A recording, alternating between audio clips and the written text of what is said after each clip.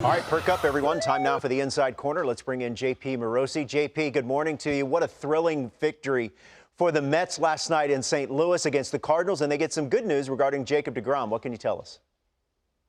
Good morning, Robert. Good news indeed for the New York Mets with Jacob deGrom. A press release late last night indicating that some imaging on deGrom's stress reaction in his scapula has shown that there has been some healing since he went on the injured list. And right now he's able to begin a strengthening and loading program. So that's really great news for the New York Mets as deGrom is able to start building his way back up into pitching this season.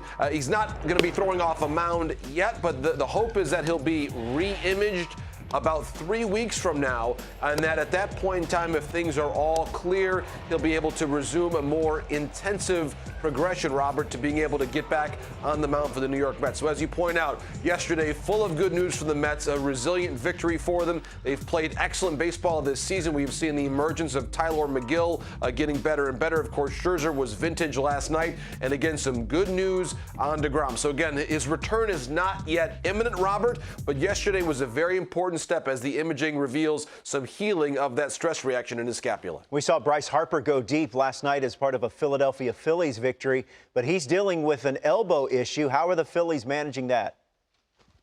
Well, Robert, it's a great question, and certainly this now goes back to a couple weeks ago. In fact, there was a Monday night game against the Mets where Harper was playing right field. He let loose with a throw, and his reaction after that throw to home told you all you need to know about how that right elbow is feeling. There it is on April the 11th, so 2 weeks ago yesterday, and check out the reaction there. Right to his right elbow, his throwing elbow, and of course that's the bottom hand as he's a left-handed batter, so D-Ro could certainly speak to what that is like as a hitter to have an issue with that elbow. So we'll see now with Harper's progression. He's actually only played right field 4 times since that highlight there, and basically the last week or so he has not played at all in the outfield, exclusively as a DH. So certainly the Phillies grateful to have the DH. They can have Schwarber and Castellanos as their corner outfielders. So again, Harper for the time being nursing that elbow, still able to be in the lineup as a DH. And when we talk about Harper, I want to make sure D-Ro's listening here, Robert, because how about this?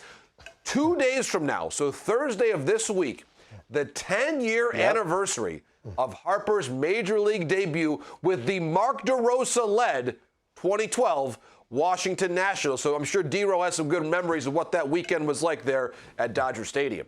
I remember him arriving at Dodger Stadium with the black Frohawk, and he walked in the room like he was the best player on the team. And was he? From jump. And then he went and was rubbing this like liniment all over his body before he went out and hit a rocket ship double left center. Yeah. Helmet flew off. Remember that? You know, aside from the double, that's pretty much my pre-show routine every day. just rub all sorts of oils, liniment. You knew he was coming from spring training, man. He was a whole different ball game. JP, let's stay in the National League East. Eddie Rosario off to a very slow start, but now he's going to undergo eye surgery. What more can you tell us about the surgery, and how long is he going to be out for? Yeah, Robert, this is certainly a very concerning situation for Eddie Rosario and the Atlanta Braves. The reigning NLCS MVP has been dealing with blurred vision and swelling in his right eye. He went to visit a vision specialist this week, and basically to address that retinal issue that was discovered, he's going to have surgery and now miss multiple weeks, basically potentially as much as half of the season, Robert. So a very concerning situation for the Atlanta Braves and Eddie Rosario. It certainly explains the struggles he has had hitting this season, just not being able to see and pick up the ball. So again, right now, the Braves expecting to miss Eddie Rosario for basically the first half of this year, potentially, now having surgery to repair that retina that has been the source of the swelling in his right eye and the blurred vision. So again, certainly we send our very best to get well wishes to Eddie Rosario, a classy person in the game, certainly, and someone who's going to be dearly missed by the Atlanta Braves. Yeah, Rosario 3 for 44 to start the season. Turning to the Houston Astros, JP, they lost 5 of 6. They lose last night to the Texas Rangers. Christian Javier, however, is going to go into the rotation. What does that mean for this team right now?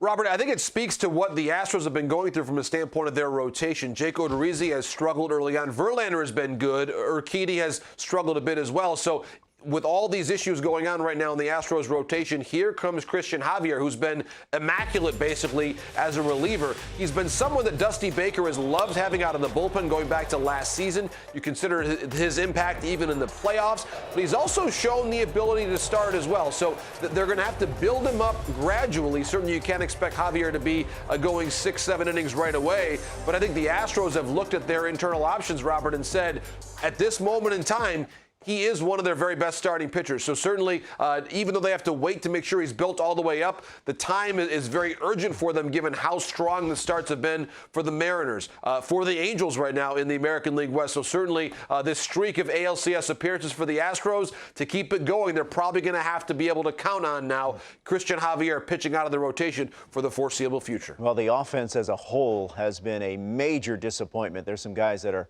below 200 to start 2022. That's JP Morosi with the news you need to know. JP, we appreciate the time. Thanks. Thanks, Robert. All the best.